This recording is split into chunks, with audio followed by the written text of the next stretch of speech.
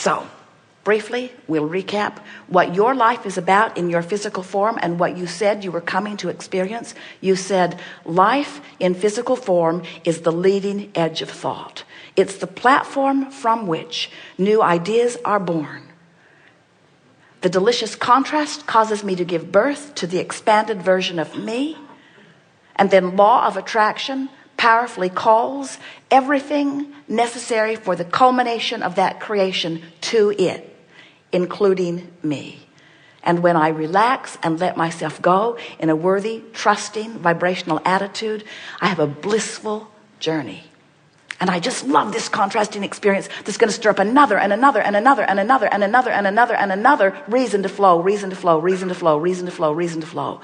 And I know I never get it done. So there is never a reason, not one time ever, for me to get hung up in the feeling of why is this not going for me? Or what do I need to do? Or I don't want to get this done because then there won't be something else.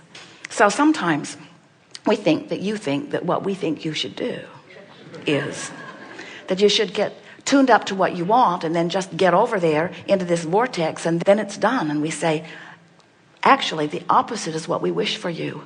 We wish eternal, willing, appreciative involvement in contrast. Conscious awareness that the contrast is a wonderful thing. And willingness to decipher the benefit that the contrast is giving you. And a willingness to give your undivided attention to the newest idea that is percolating within you, and a conscious willingness to let go of the reality as it exists. We want so much for you. We'll give this to you in the clearest way we can. We want you to put your emphasis and your undivided attention upon the vibrational reality that you have created, because the contrast will take care of itself.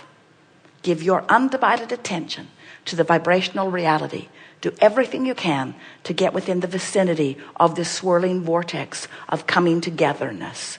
And it is our promise to you, you will live happily ever after. We are eager to talk with you about whatever is important to you. There is nothing off limits. There will be a nice unfolding. You will see how it works. This gathering actually gathered. There's a vibrational reality of this gathering before the physical reality takes place. And together, we will follow that path of powerful attraction. This is co-creating at its best. We can announce to you in advance, because we've already peeked at the vortex, that after this seminar is over, you will all be able to say, especially you, there has never been a more leading edge excursion into understanding the intricacies of deliberate creation and what is about to take place in this room. And after the fact, you will say, satisfaction beyond description. Where do you want to start?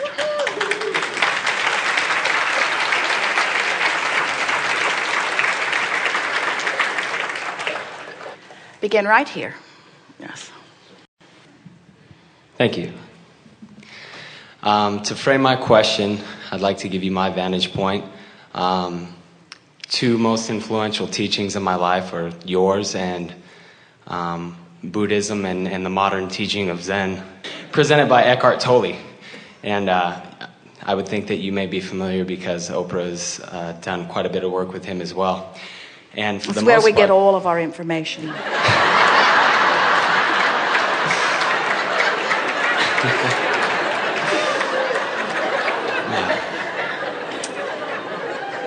And there's a lot of places where, I'm sorry, I actually missed what you said. We're just playing with you a little bit. I appreciate it. We were letting you know that we get all of our infinite intelligence from watching Oprah. I do.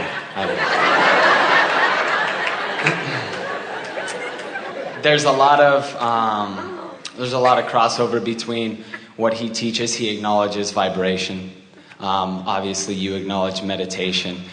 So that's the framework of where I'm approaching my main question, which is finding my purpose in life more about asking what life wants from me or what I want from life? What you want from life. You are the creator. And really, the other part of it you can't get wrong anyway, because what life wants from me, oh, such a good question. What life wants for me is talking about this non-physical energy that is really you. In other words, who you were prior to coming into this physical body is still who that non-physical energy is. In other words, so you came with intention. So then as you stand in your physical form, you could accurately ask the question, what does that part of me want from me? And we would say what that non-physical part of you wants from you is new experience, new life, new contrast, new exploration, new conclusions. That what? New conclusions that that part of you can sink its teeth in, can vibrationally become. So can you see how no matter which way you ask or answer that question, it's right either way? Because this non-physical part of you is the life that is wanting from you. And this you is the projector of the life that you want. There are a lot of people who are saying it is inappropriate to want. And sometimes we go there as we visit, because we know, we hear it from many, that there are some philosophies that seem to take issue with the idea of you egotistically identifying anything as desire. And sometimes as we listen, and we always love to hear the conversations no matter what they are about, because people are earnestly seeking. And after they talk about how they think that desire is inappropriate, and that they have been taught that if they can be desireless, that it will be better, and we say, and what is it that you will gain from this philosophy of letting loose of desire? And they say, we will be happier. And we say, and is not happiness a desire? And so that's the way it all wraps together. In other words, you are pure positive energy wanting to expand and stay in alignment, and expand and stay in alignment, because expansion without alignment cannot be. But the way everything is established, there can only be expansion with alignment for this reason. In your exploration, which causes the expansion, we're talking about your human form, leading edge experience, which causes the expansion. Even if you expand and don't keep up with it, the larger part of you has kept up with it and will be the eternal basis from which you come forth again.